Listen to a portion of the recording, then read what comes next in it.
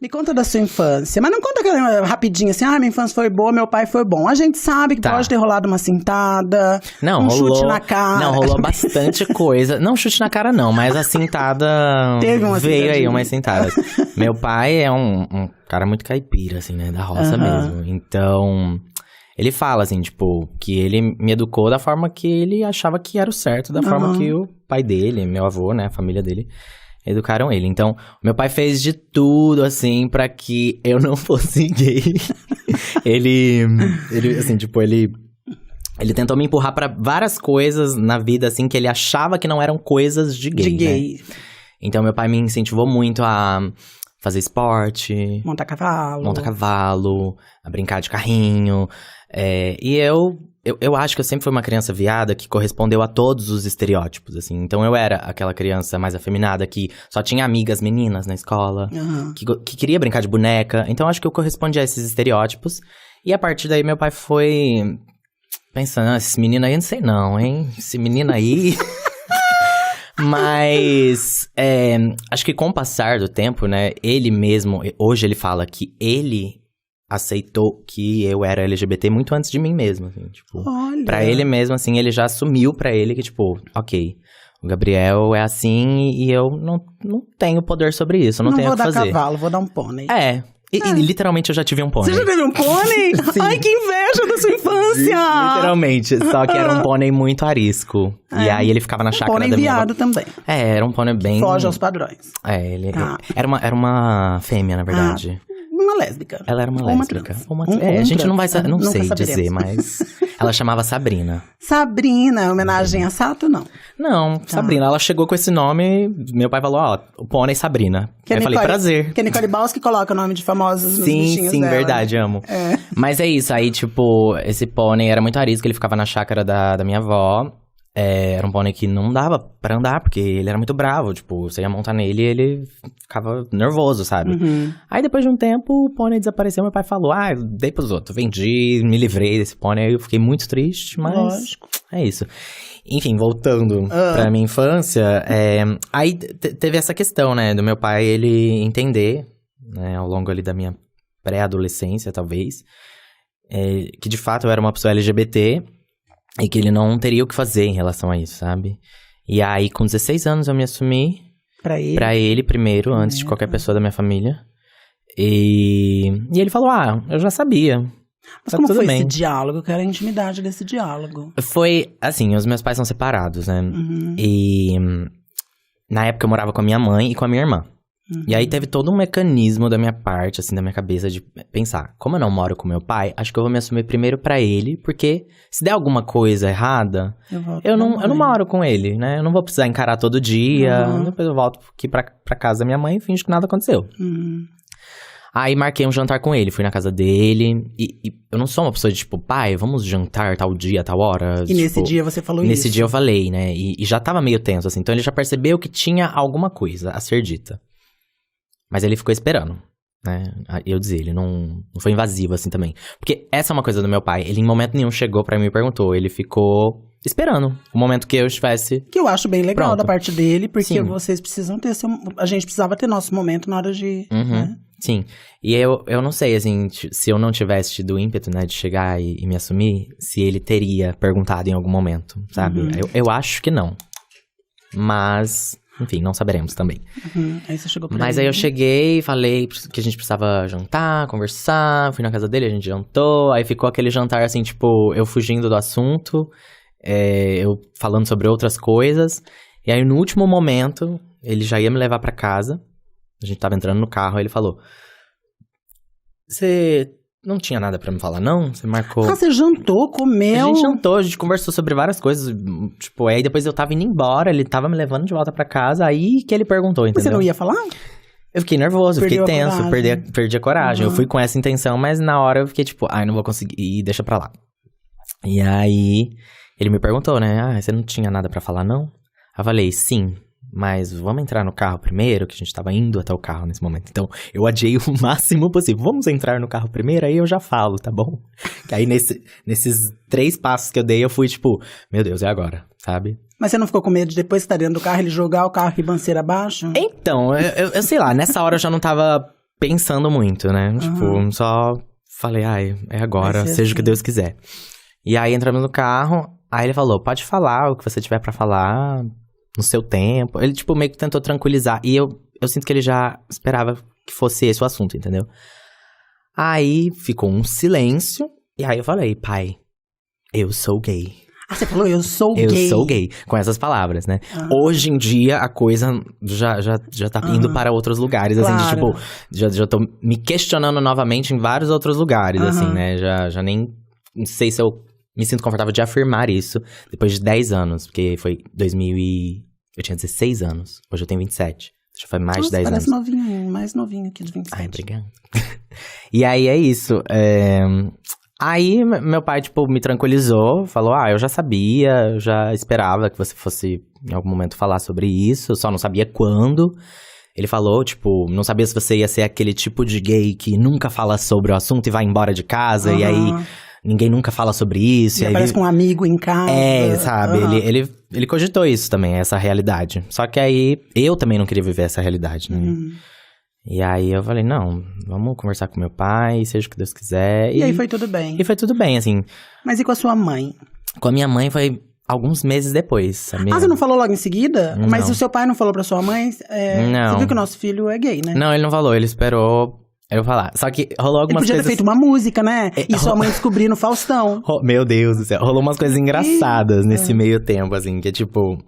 esse momento que eu me assumi era um momento que eu comecei a viver mais intensamente a minha adolescência mesmo. Eu comecei a sair mais, eu fiz mais amizades, que eu comecei a fazer teatro. Então, tipo, o meu ciclo de amizades cresceu, eu fiquei mais sociável, assim, sabe? No momento que eu me assumi mesmo.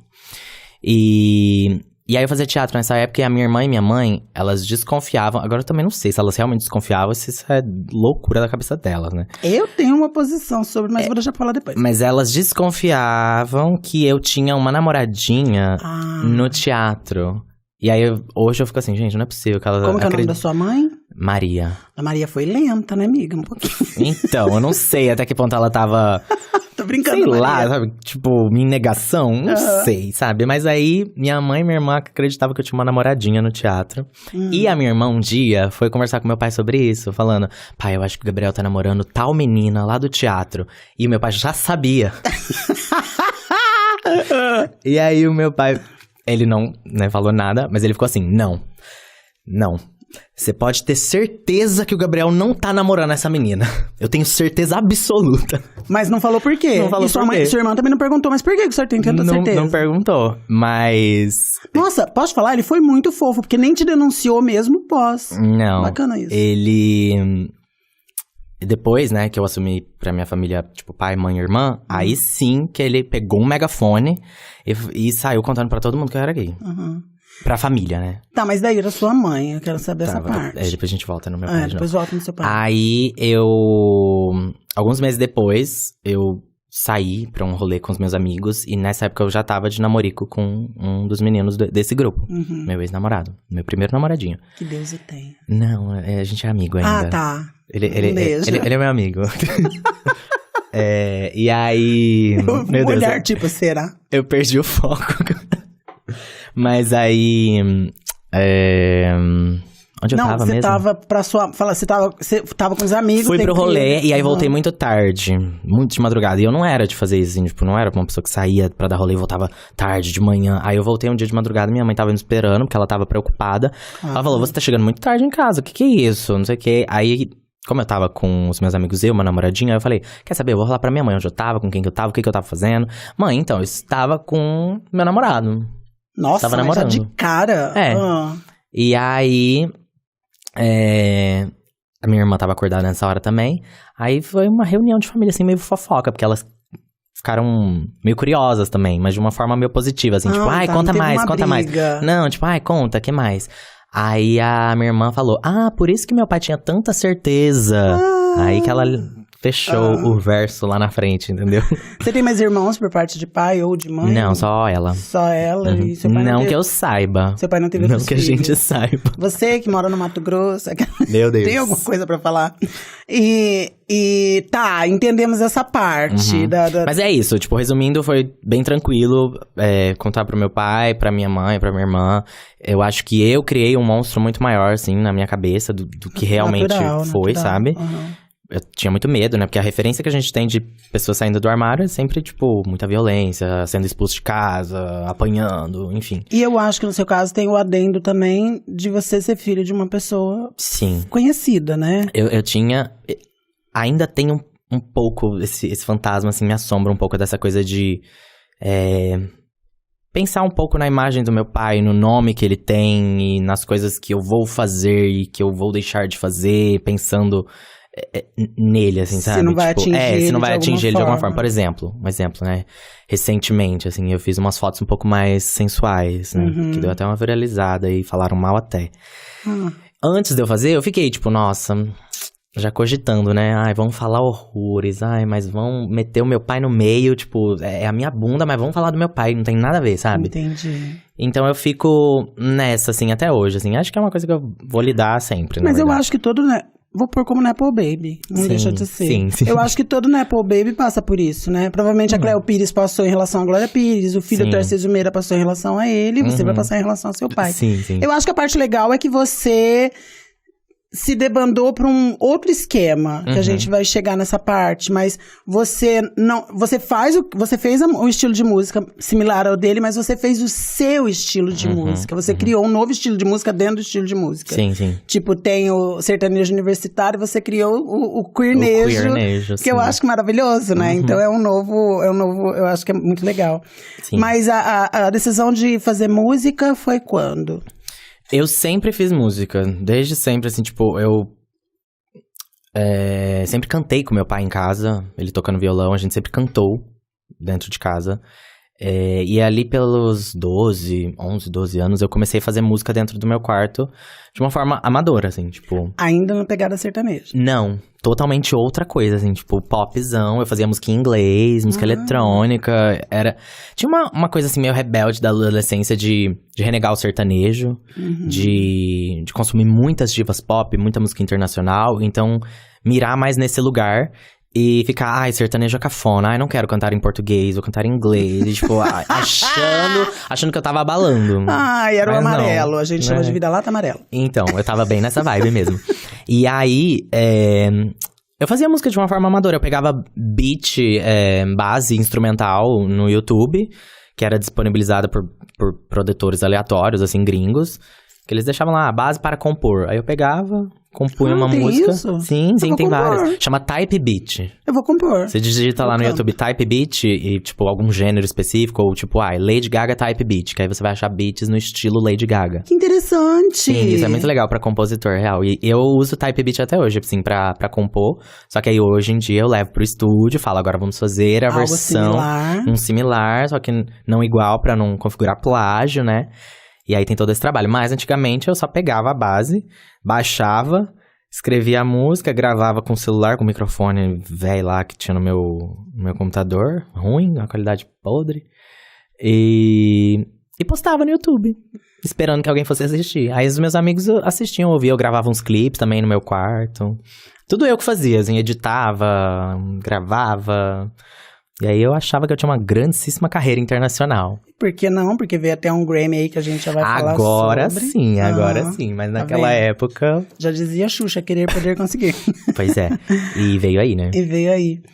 A separação dos seus pais foi doloroso pra você? Ou você era muito criança? Como foi? Eu tinha... Acho que eu tinha 12. Eu tinha 12 anos. Foi em 2010. Na época foi, assim, doloroso, né? Tipo, eu acho que nenhuma criança quer ver os pais separados e foi complicado, assim, porque foi uma separação que naquele momento da separação foi conturbado pra eles dois, assim, claro, de brigas, assim. Mas aí hoje, tipo, eu, adulto, a minha irmã adulta, a gente entende que também foi o melhor. Tipo, foi melhor pros dois se separarem.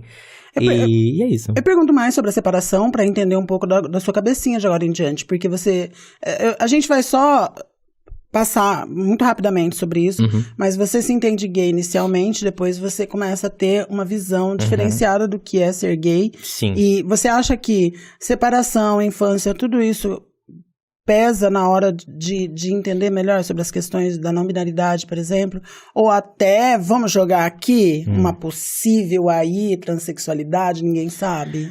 Olha, eu não sei. Não tô dizendo que você seja uma pessoa trans, Não, tá? mas Assim, é uma coisa que eu já cogitei, inclusive. Já passou pela minha cabeça. Porque eu acho que... Quando eu me assumi gay, eu morava lá no interior, em Franca. E com 18 anos eu vim pra São Paulo. E... Enfim, comecei a estudar em São Paulo, comecei a viver... Estudar o quê? Estudar cinema e música. E aí eu comecei a viver essa vida paulistana, assim, tipo, do centro de São Paulo. Conheci muitas pessoas e fui descobrindo um leque muito maior, assim, do que é ser LGBTQIAPN+, sabe? Porque lá no interior... É só o G. Era uma coisa mais limitada, o L assim, tipo... e o S. Tipo, principalmente o S. Na verdade... mais homofóbicos e transfóbicos e bifóbicos do que qualquer outra coisa, sendo bem sincero. Mas é isso aí, tipo, de uns tempos pra cá eu venho questionando, assim, essa questão do gênero. Eu acho que o termo não binariedade, o conceito, né, da não binariedade é uma coisa que faz muito sentido na minha vida hoje, assim. E aí eu acho que, sei lá, não sei, acho que não o termo gay já não me cabe mais, assim, sabe? Tipo, não sei. Mas o termo viado e o termo bicha já me contemplam um pouquinho mais, sabe? Porque eu acho que são termos que tem um que mais disruptivo, assim mesmo. E na minha cabeça, eles estão bem atrelados à performance de gênero. Não sei se faz sentido, assim, na sua cabeça, mas... Quando eu era criança e eu tava na escola e as pessoas me taxavam de bicha e de viado, era pelos meus trejeitos femininos. Então era porque as pessoas enxergavam a feminilidade em mim e não necessariamente por quem eu estava me relacionando, porque eu não estava me relacionando com ninguém. Eu era uma criança, né? Então, hoje em dia, sei lá, eu prefiro, inclusive, tipo, me auto-intitular viado, bicha, do que gay, sabe? Acho que são termos que me agradam mais, assim. Eu vou falar rapidamente de uma experiência minha, que talvez consolide o que você tá falando. Mas antes, deixa eu te falar, mamãe mandou um beijo. Quem? Sua mãe. Minha mãe? Meu Deus, mãe! Te amo! Ela também disse isso. E daqui a pouco é dia das mães. Mamãe ama, é verdade. Ai, meu Deus, nem sabia que ela tava assistindo. Eu mandei o link, mas minha mãe é meio ruinzinha com tecnologia. Não é ruim mais, da Maria. Agora ela aprendeu, parece, né, que aprendeu. Ai, beijo, mãe. Quando eu me entendi uma pessoa trans... Porque eu também me entendi gay em algum momento, né? Porque também eu sou do Paraná, do interior do Paraná, numa cidade que tem 3 mil habitantes, então você imagina. Eu era a única aberração, aspas, ali. E eu achava assim, só tem eu, Roberta Close, Rogério e Jorge Lafon. Eu colocava todo mundo no mesmo saquinho, assim. E... Quando eu vim para São Paulo, eu fui aprendendo também, e eu aprendi sobre a palavra travesti, o termo travesti, o quanto politicamente é importante as meninas trans e as travestis se assumirem travesti por essa questão política social dos nossos corpos mesmo. E hoje a palavra travesti me contempla, a palavra trans me contempla também. Eu gosto de falar que sou travesti, principalmente quando eu tô perto de pessoas cis, para elas se inteirarem de que existe uma travesti que tá longe daquele estereótipo que eles seguem. Pra ressignificar a palavra, ressignificar. Né? Então, você já pensou... Aí vem a pergunta, tive que passar por esse áudio todo pra te fazer a pergunta. Você já pensou que você não se sente contemplado com a palavra gay, porque a palavra gay também virou o novo hétero? Eu acho que a palavra gay pra mim... Você entendeu minha pergunta? Eu entendi. Mas eu acho que a palavra gay, ela... Isso é muito pra mim, tá, gente? Pelo amor de Deus, não existe regra em relação a isso, verdade, assim, tipo, porque acho que cada um se entende da forma que se entende e pronto. Mas a palavra gay, pra mim, denota uma coisa meio heteronormativa ainda. Aí, não tô falando pra você, sim, o gay eu não sim. vou hétero, aspas, lógico. Não sei, eu acho que é mais aceitável, né, pra sociedade o gay do que o viado. É mais aceitável o trans do que travesti. Então eu acho que tem isso, me gera esse incômodo, assim. E, sei lá, foi uma questão também, vendo os meus amigos que se identificam como homens gays. E ver que eu não me sinto parecido com eles, sabe? De ver que eu sinto que eu tô num outro lugar. Entendi. E que foi importante, né? Em algum momento eu me assumi como um menino gay. Mas que hoje eu entendo que as coisas não são tão fixas, assim. Eu acredito hoje numa coisa mais fluida mesmo, sabe? Eu acredito que as coisas podem ir mudando na nossa cabeça. Então, em algum momento, eu entendi que eu era um menino gay. Aí, hoje, talvez uma pessoa não binária. De repente, em algum momento, uma outra coisa. E por aí vai, sabe? Tipo...